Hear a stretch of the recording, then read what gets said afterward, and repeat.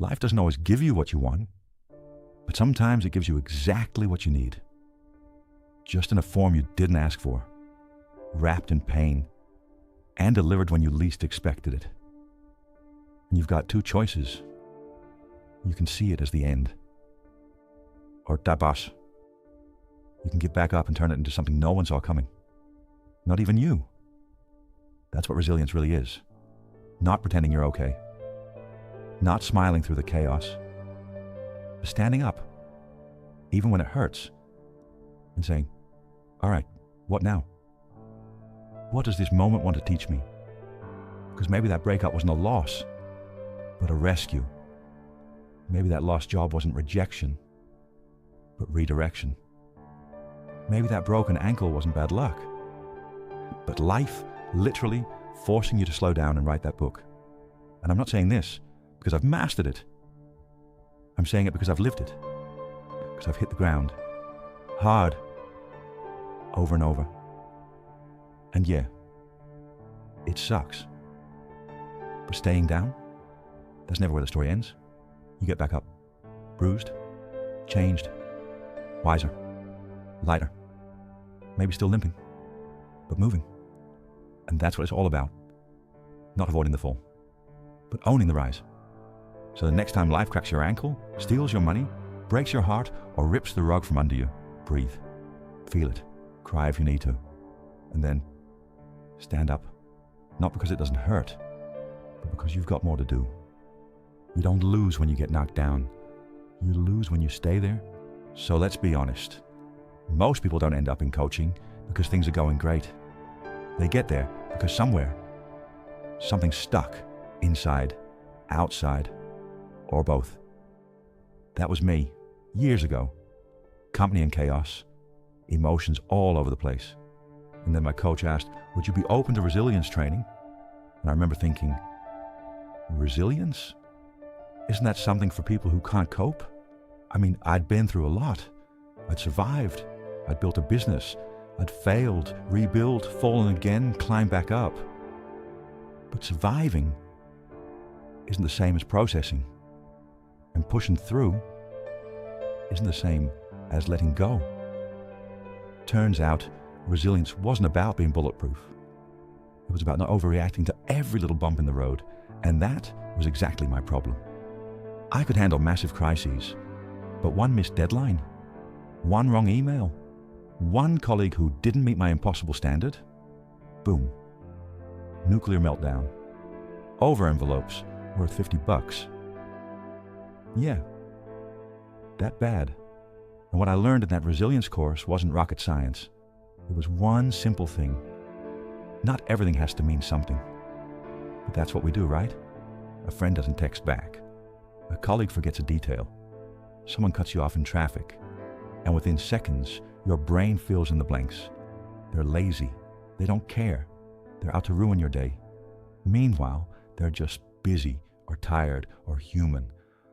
So what does a coach do? They hold up a mirror. They slow you down. They teach you how to pause before your brain starts writing full novels about what might be going on. They help you practice perspective. Because most setbacks aren't setbacks. They're just moments we made bigger than they needed to be. Like the woman I saw at a cafe who spilled her coffee and spent 30 minutes in silent rage. Over a cup of coffee. One spill. One skirt. Imagine what that does to your day. Your mood. Your team. Your kids. Now imagine having the tools to take a breath and say, it's just coffee. That's resilience. It's not being tough. It's being flexible. It's not holding everything in. It's knowing when to let go. And sometimes, yeah, you need help with that. A good coach doesn't fix your life. They help you stop breaking it down in your head. They don't give you the answers. They help you hear your own. They help you go from this is a disaster to this is feedback. From why is this happening to me? To what's this trying to teach me? And from I'm done to I'm just getting started. So if you're finding yourself stuck in the little things, the overthinking, the frustration, the emotional overreactions. Maybe what you need isn't a new job, a new team, a new strategy. Maybe what you need is someone to walk beside you and help you see the world differently. Because resilience, it's not what you're born with, it's what you train. And once you learn how to bend instead of break, how to breathe instead of explode, how to move forward instead of shut down, you don't just survive life, you get to actually live it with more peace, more perspective, and yeah, more power. The kind that doesn't come from being unshakable, but from knowing exactly how to stand up when life knocks you sideways.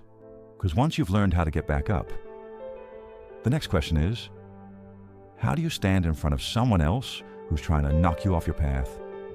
That's where the real challenge starts. Not the moment you fall, but the moment you face resistance and have to choose who you become in that moment.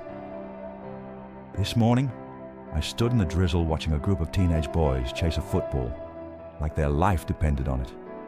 And in between the clapping, the goals, the awkwardly tall legs flying through the air, I saw something that bothered me. Cheating, sneaky fouls, aggression, and a referee that just let it slide. And I thought, is this what we're teaching them? That to win, you have to destroy the other side? That an opponent is something to hate? They're not just someone who offers resistance? It reminded me of a match years ago. Ajax versus Feyenoord. Skyboxes, security, beer, and then chaos. Fans attacking fans. Skyboxes smashed. Grown men beating each other because someone wore the wrong color scarf. And people said, yeah, but what do you expect when the gates stay open? I'll tell you what I expect. That we raise humans who know the difference between a game and a war. Your opponent is not your enemy. They are a test, a mirror, a moment of resistance, nothing more. And resistance? That's part of life. You want a job. Someone else wants it too. You want peace. Your partner wants the beach. You want to grow, but the system wants to shrink. So what do? You breathe. You focus. And you don't lose yourself in the noise. Because the world will tell you, be tougher, be sharper, push harder. If they cheat, cheat better. But I believe something else. You don't need to beat others to become great. You need to rise with integrity. You can win without stepping on anyone. You can compete without being cruel. You can want the ball and go after it with grace. Because real strength is not in domination. It's in composure. It's in staying human in the middle of pressure. It's in staying kind when others lose control. It's in playing to win without losing your soul.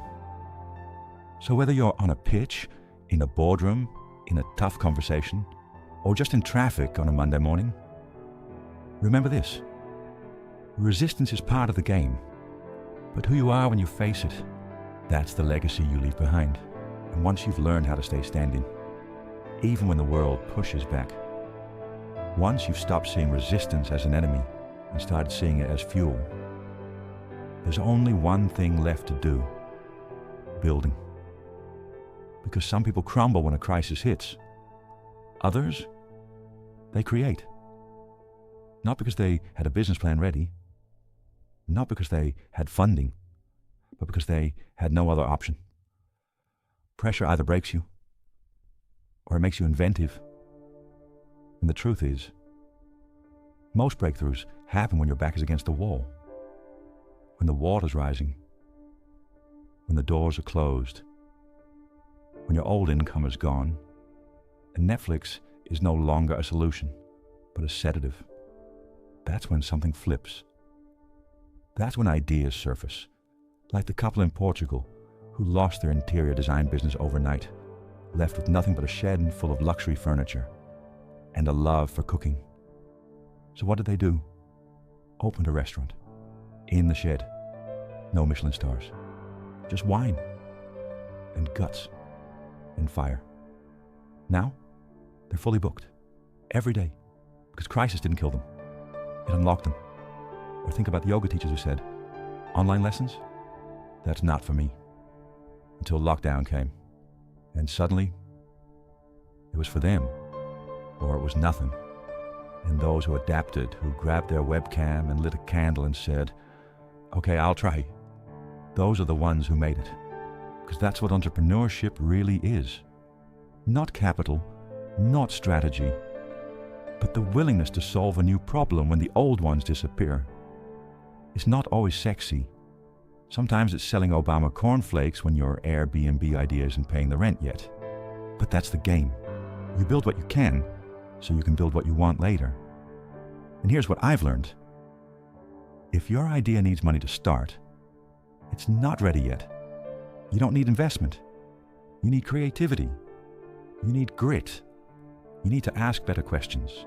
Like, what new needs are emerging right now? How can I serve them with nothing but my brain? How can I build the first step with zero resources and 100% intent? Because money follows value, not the other way around. And if you're not sure where to begin, start with yourself. Ask, am I curious enough? Am I inventive enough? Can I handle failure without folding? Can I shift my approach without losing sight of the goal? Do I have enough skill to make my own luck? If even one of those answers is no, don't panic. But be honest, because entrepreneurship during crisis isn't about finding the right idea. It's about becoming the kind of person who turns any idea into something valuable. And the hardest part, you have to stop blaming the storm and start steering the ship. Because yeah, the sea is wild, but it always has been. The question is, will you stand on the shore complaining about the waves? Or will you build the damn boat